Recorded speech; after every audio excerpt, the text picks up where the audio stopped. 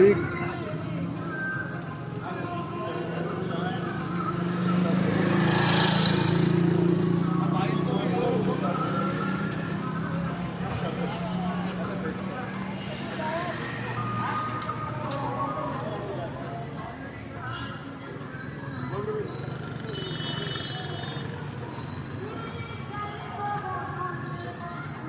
हथ मारो तो लगा थोड़े जो इरफान फोकस ठहर अजय रोलिंग एक्शन।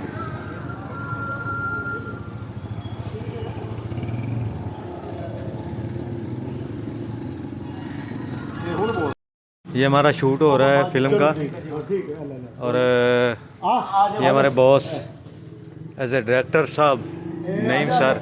ये भाई को चोट लग गई है अपना शूटिंग करते हुए ना, ये देखें ये ब्लड आ रहा है। ये भाई इरफान है।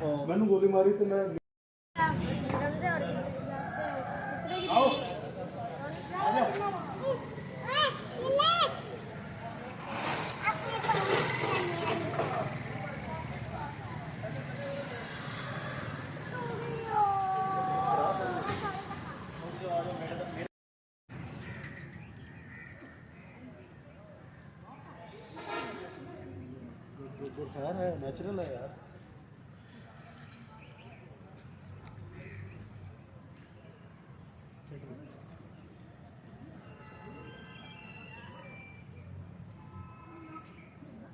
हम मार रहे हैं सामने ये वैक्सीन का है।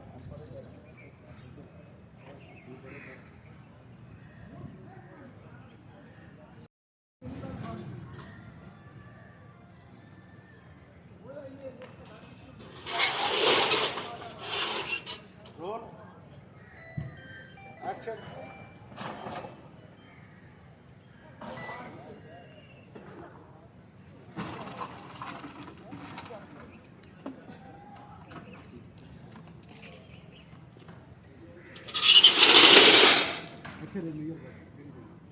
फिक्स रखी